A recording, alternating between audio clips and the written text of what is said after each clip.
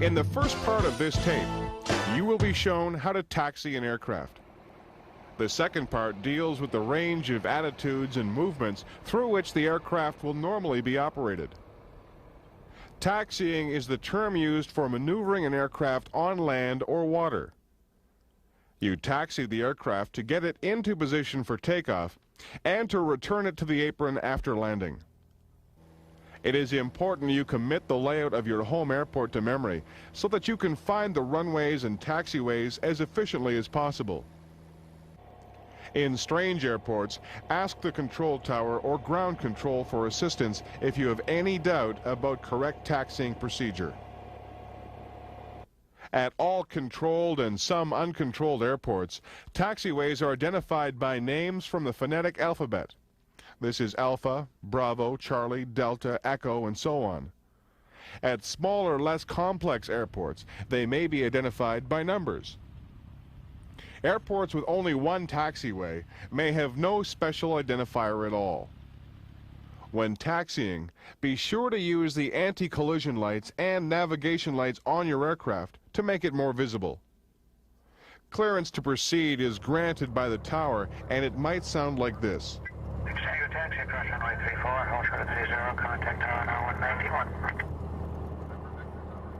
The clearance gives you permission to taxi your aircraft to the runway but not onto it. In this example, you do not have to ask permission to cross other runways, but it is your responsibility to make sure they are clear before proceeding across. When the tower wants you to report runway crossings, the controller will say so in your taxi clearance. Now, let's get your aircraft moving. To start taxiing, it takes more engine power than it does to keep the aircraft moving. Reduce the power once the aircraft starts to move. Also, test the brakes to determine what condition they are in. Most single-engine aircraft have steerable nose wheels or tail wheels that are interconnected to the rudder system.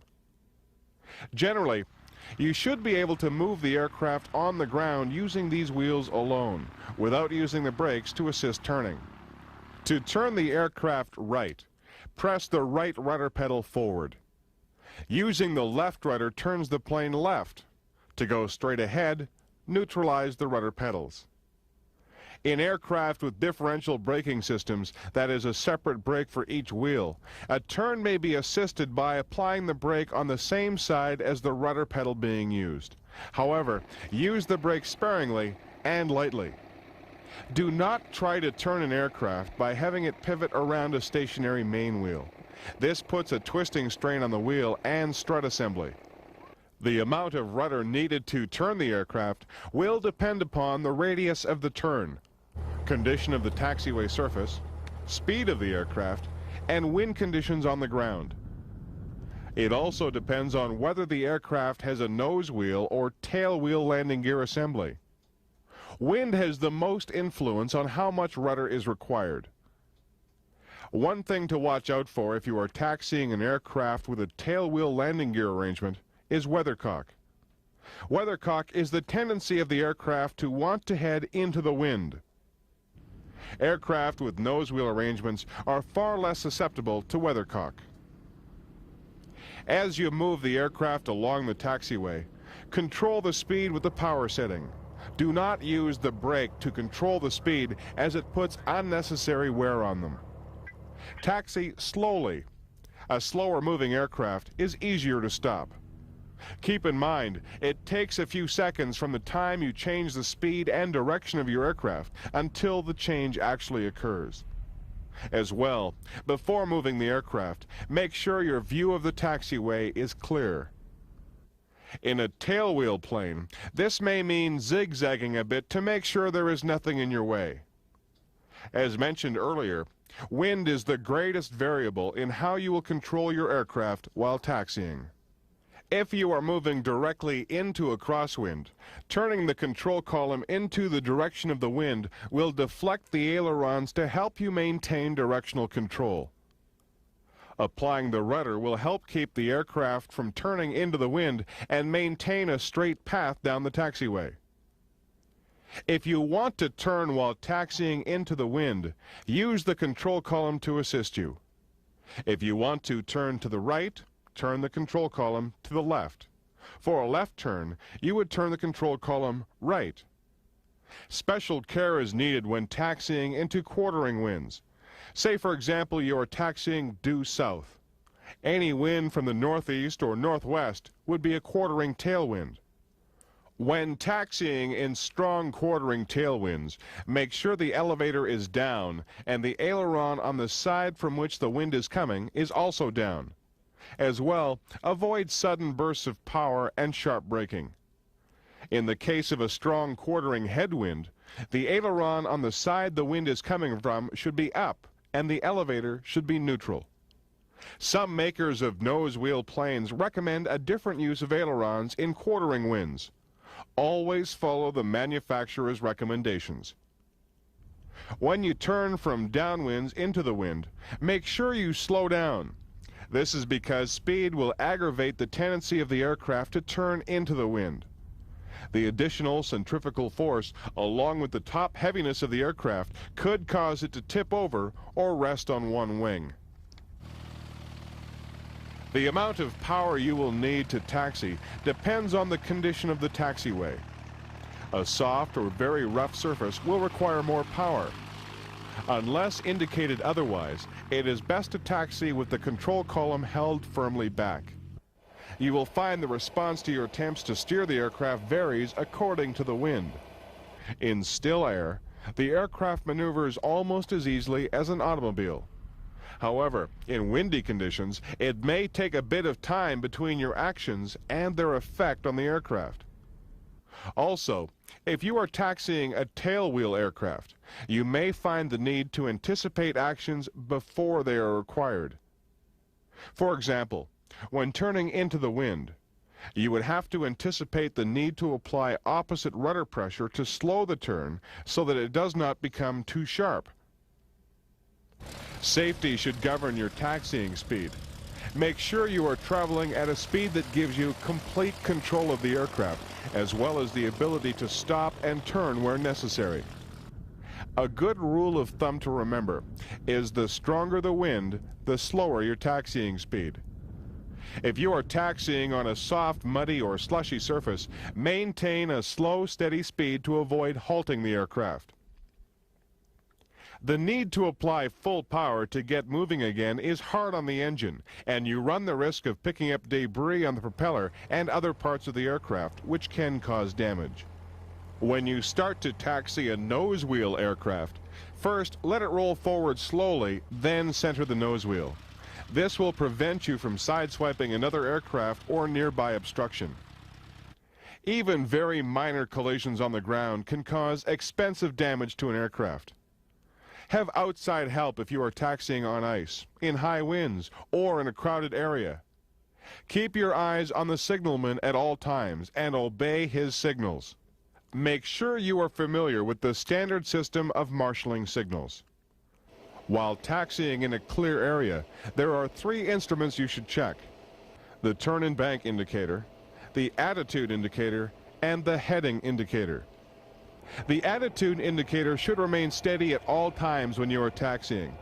While taxiing straight, the turn and bank needle and ball should both be straight. The heading indicator should hold steady. In a left turn, the turn and bank needle should move to the left and the turn and bank ball should be to the right. The heading indicator will show a decreasing number of degrees. When turning right, the opposite should occur. The turn and bank needle will be right, the ball left, and the heading indicator will show an increasing number of degrees. One last point on taxiing. Never block a taxiway unnecessarily. If for some reason the engine warm-up or run-up will hold up traffic behind you, move out of the way to carry out these procedures. Before moving on to the next section on attitudes and movements, take time to complete these review questions. When taxiing in strong winds, the flight controls must be held in certain positions. Describe the positions for a wind coming from the right rear and then for a wind coming from the front left. When taxiing in strong winds, the flight controls must be held in certain positions. Describe the positions for a wind coming from the right rear and then for a wind coming from the front left. If the wind is coming from the right rear of the aircraft, both the right aileron and the elevator should be down. If the wind is coming from the front left, the left aileron should be up and the elevator neutral. Referring to the previous question, why is it necessary to have the controls in these positions? Referring to the previous question, why is it necessary to have the controls in these positions? Putting the controls in position allows you to maintain directional control in a quartering wind. In this section of the video, you will be shown the range of attitudes of the aircraft and the movements necessary to produce and control them. You will also be shown how to control yaw. All aircraft attitudes are considered as being relative to the horizon. The basic attitude of an aircraft is termed the cruise attitude. It is defined as the attitude necessary for level flight at a constant altitude and airspeed, using a power setting recommended for cruise range. At cruise altitude, the wings are parallel to the horizon. Cruise attitude is the datum or reference point to which all other attitudes of flight are related. The attitudes of flight are grouped in two categories: pitch attitudes and bank attitudes. Pitch is the movement of the aircraft around its lateral axis. A pitch attitude is any attitude of the nose above or below the reference datum. If the nose is above the datum, the aircraft has a nose-up attitude.